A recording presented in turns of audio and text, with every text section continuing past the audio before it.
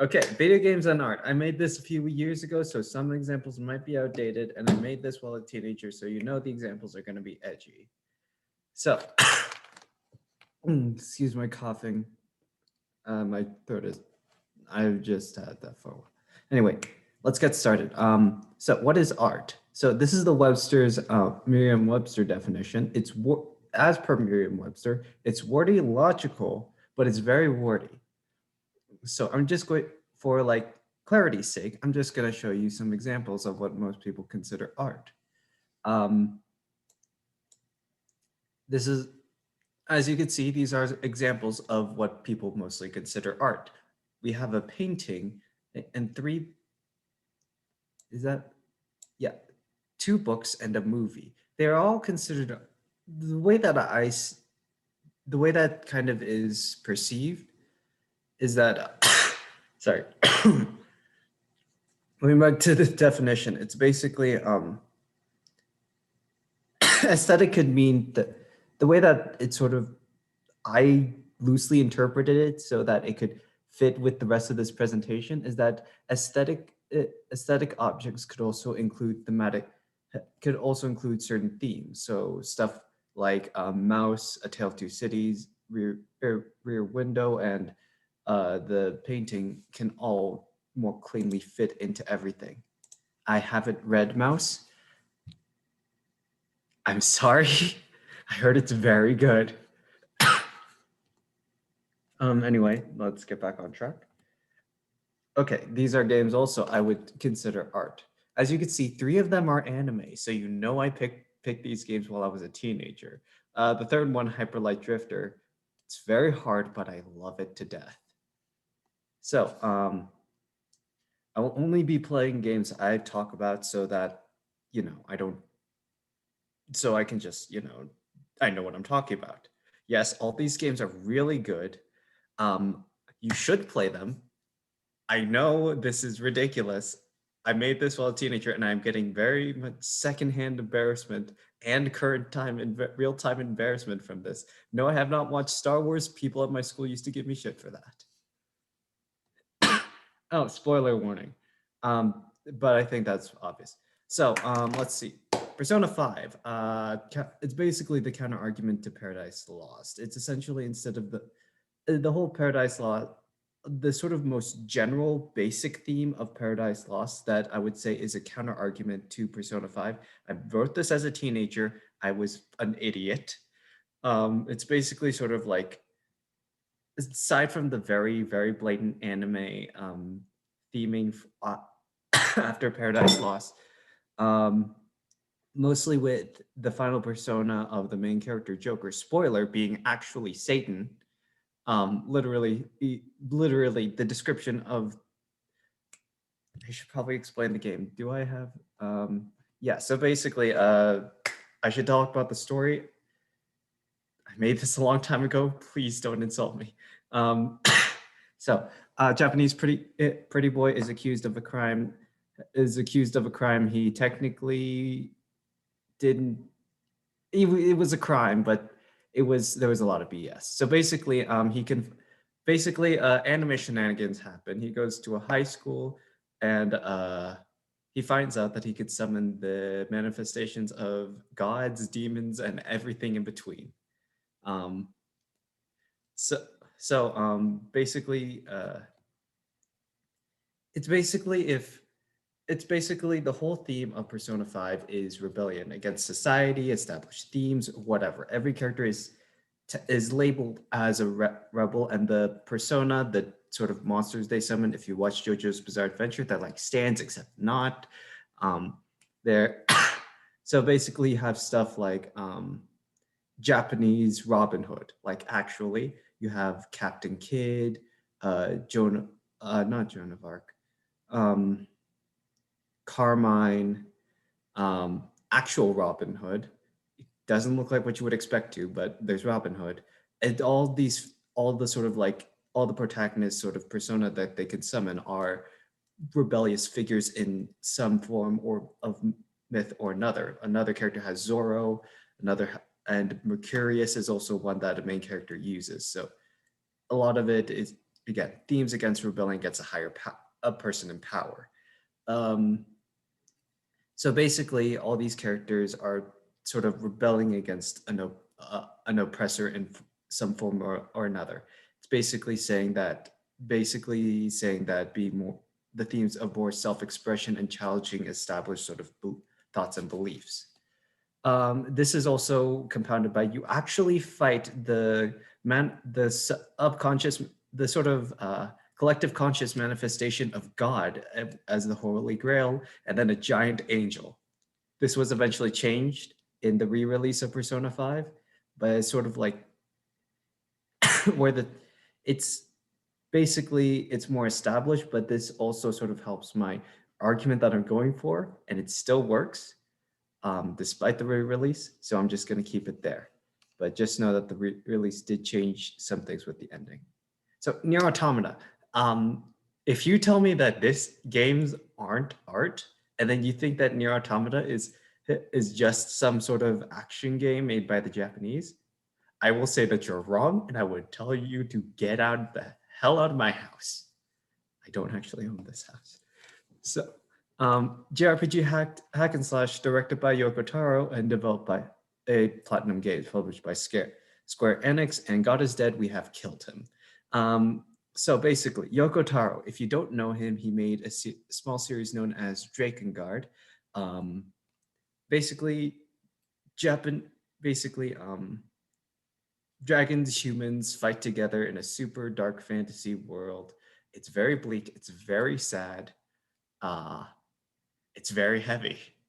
The second game, there are 3 games. The second one was super weird. Pretend that doesn't exist. Anyway, he also made this game called Nier. There were 2 versions, so it was like Pokemon White. It was like Pokemon where there were 2 versions, except if Pokemon changed between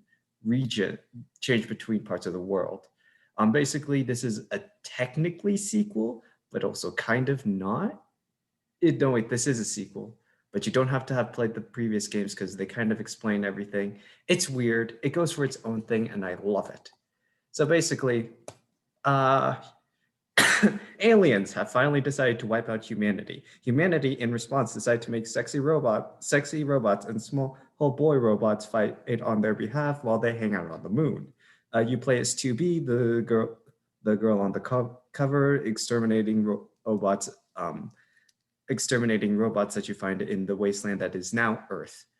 Congratulations, everybody is on the moon. So yeah, you're fighting to wipe out the robots. Spoiler alert, all the humans are dead, actually. Comes a point in the game where it's revealed to the player that all humans are actually dead. There was a lie there. It was all a lie.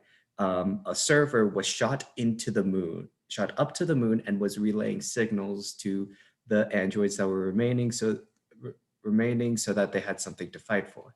It turns out that semantics thing. Androids were made by the humans. Machines were made by the aliens. Okay. I just want to establish that because things are about to get confusing.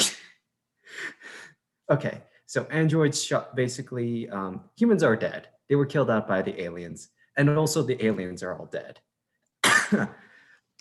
So basically, everything that the androids were fighting for is technically a complete lie. There is no hope for actually humans to succeed, for them to win the conflict, because all the humans are dead.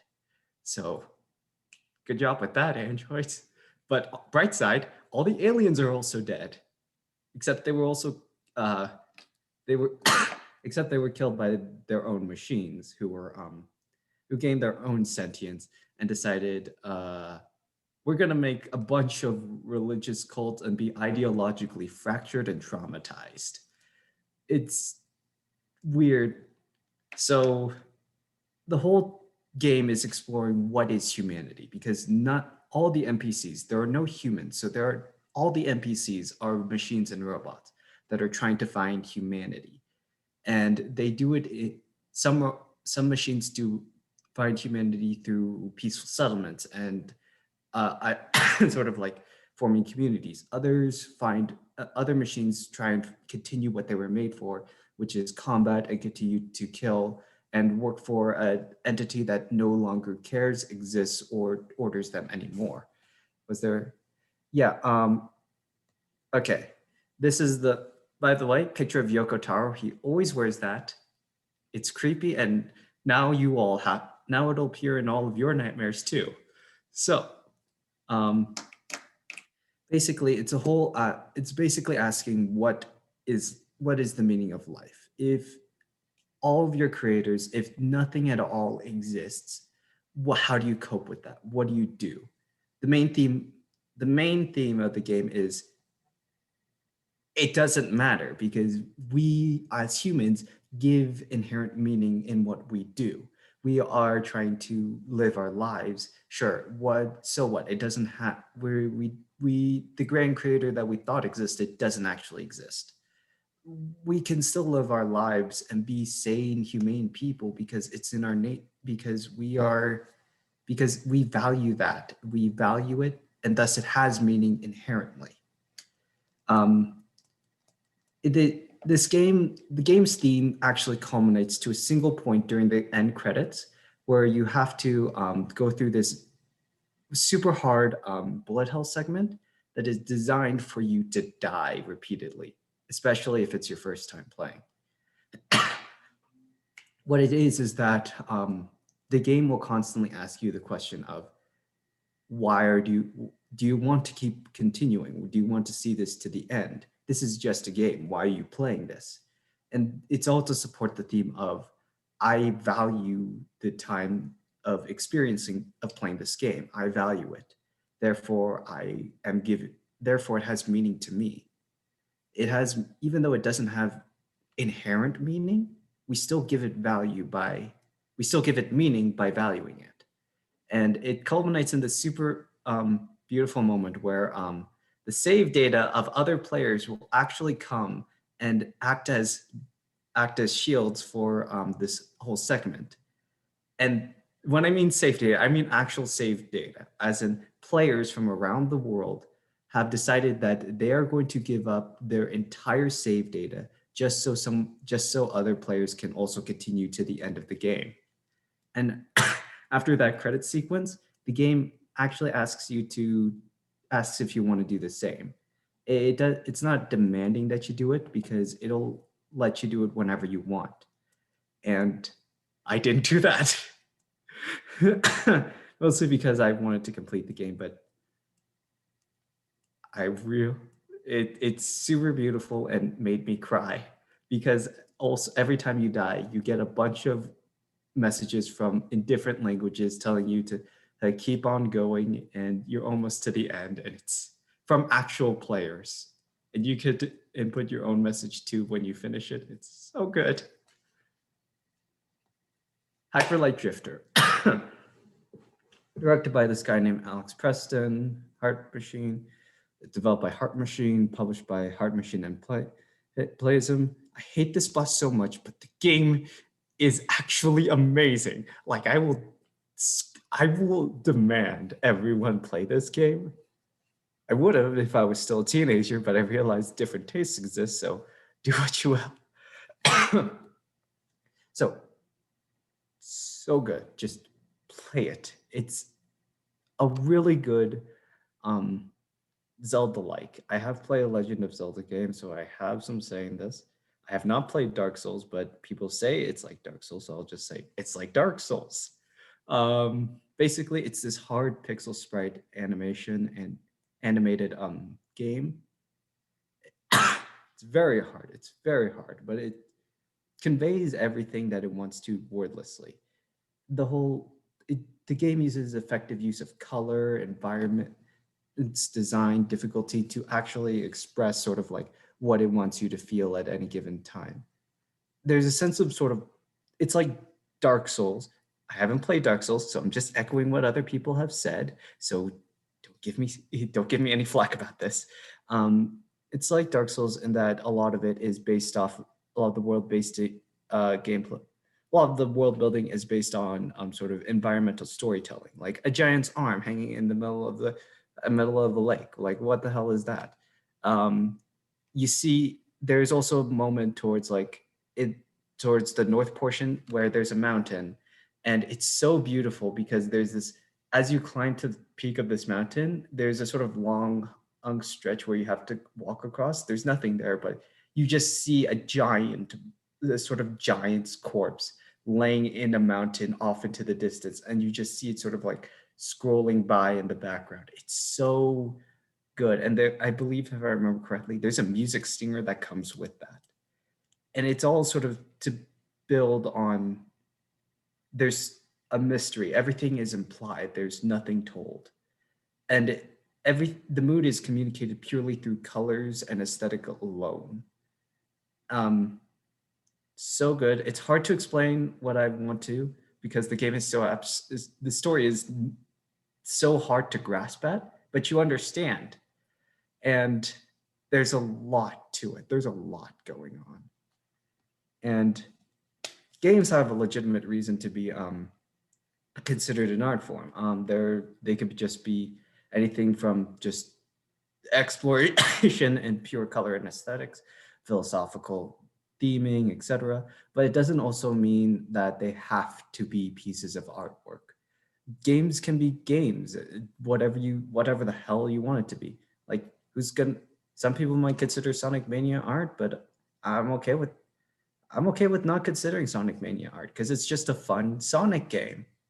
I know that's an oxymoron, but it really is.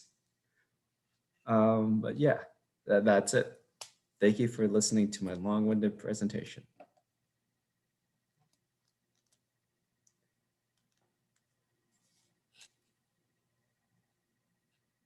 Thanks. Yeah, thanks for stepping in. Yeah. Yeah. Play Nier Automata is basically what I want to say. And also Hyper Light Drifter.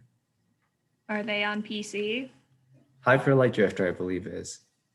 I don't think Nier Automata is, unfortunately. Yeah. Nier Automata is on PC. Oh, cool. Then maybe I will hopefully get it for Christmas. I don't know. It's so good. Platinum, and if you see anything made by Platinum Games, it's of quality. Another excellent example of a game that could be considered art by Platinum is Okami, because technically that is the same studio, even if it's not named the same. Yeah, it is. I haven't played Okami, so I can't really comment on that. But it's wonderful. I've heard really good things about Okami. I would highly recommend the Switch version. To me, that is the version where the controls function best, because as you've known since you've heard of it, some of the controls involve painting, and painting with a joystick on the PS2, as it originally was difficult. And with the Wii, some of the other controls were also difficult. But I find the combination of touchscreen plus the regular Switch controls to be perfect. Oh, no, totally. Lets you do all the parts of the game pretty easily. Nice. Yeah, Platinum knows how to make good combat, like real good, feel good game loops. Actually, Yoko Taro, the guy who directed Nier Automata, is not part of Platinum. Platinum was actually asked to come in for the gameplay. Yeah, I mean, that is true. It has a different director, but it's still like absolutely a work of art, and also a very good Platinum action game. Yeah, I know.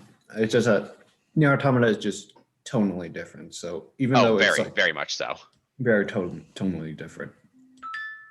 Like Platinum Games they make stuff that feels like Saturday. A lot of it, what they make, feels like Saturday morning cartoons. It's great. Yeah. Yeah, a slightly different portion of the spectrum. There are games like Ori and the Blind Forest, which are fantastic storytelling through the where the gameplay meshes really well with that, as just aesthetically, and how they combine that. I am actually in the process of making. Well, not really making it, but I'm planning on doing a presentation about Ori and specifically its music and how it uses like Yeah. of that to like sort of enhance the storytelling through the music. So Yeah. I mean, Hopefully and this like will a thing which I will say, like for one of my biggest complaints about the as a sequel game for like the Ori and the Will of the Wisps was that it felt like that they were really sacrificing a lot of the or that they're trying to do too much with the narrative and really sacrificing how well the gameplay meshed with everything in the first game, or to really Yeah. get that. Which I mean, it's a great game. It just feels like they're trying to push too hard and just trying to do too much narratively, rather than really have the impact of the actual game speak for itself. yeah, I've heard that before. Like I love both of them. So Oh yeah, both are fantastic, but Hollow Knight is also a good example of that. Well, not the problem, but like gameplay through like story aesthetics kind of thing. I played Hollow Knight and I really like it. Another one I'd absolutely list is Outer Wilds, which is just fantastic. I haven't heard of that one. You should. Um, The Outer Wilds, I would absolutely recommend to just about anyone, but I can't talk a whole lot about things that happen in it because it would very much be spoilers. And spoiling this game absolutely is like the point of the game very much is exploration and finding things out through through your exploration. So spoiling anything kind of ruins that part of the game to a certain extent. I but watched it it's- through a playthrough. Sorry. I was gonna say generally speaking, it's a space. You're basically given a solar system with pretty realistic physics to go out and explore, and you're basically told, hey, there was this ancient alien race, and you're part of our space exploration program. So go find stuff out, and then stuff starts happening, and yeah. But basically everything you do in the game, you progress through exploring and finding information. So like every bit of progress is about putting together the information you have, figuring out where that leads you and following it. They made information an actual mechanic. Like knowledge is a mechanic in that game. It's Basically, impressive. yes. It's technically a Metroidvania. Yeah, if you know what you're doing, you will beat the game. You can literally just beat the game in about 20 minutes. But without knowing what you're doing, you have to find all that information to lead you there. And it works really fantastically well. Also, the art style just works really well for it. And it's just overall the mood of everything is so well done and So good. very good. I watched it through a playthrough and I am so upset I can't forget that because watching the guy play through it made me realize, oh shit, I am doing this wrong. Yeah, now you can never get that same experience yourself because you know Oh. everything. I know. Yeah, it's like Undertale. I watched one that playthrough first, and then I don't want to play this game anymore. Because you know it's ruined. Yeah. Yeah. Outer Wilds got actually quite a few Game of the Year 2019 awards. So like I will say it is very generally well looked upon. I would highly recommend just playing it blind. I think it's like $20, so it's not worth it. expensive either. It's very worth it. It's worth it. Support these devs. They know what they're doing. Speaking of the devs, the lead of the dev team, the guy who founded the studio that made it is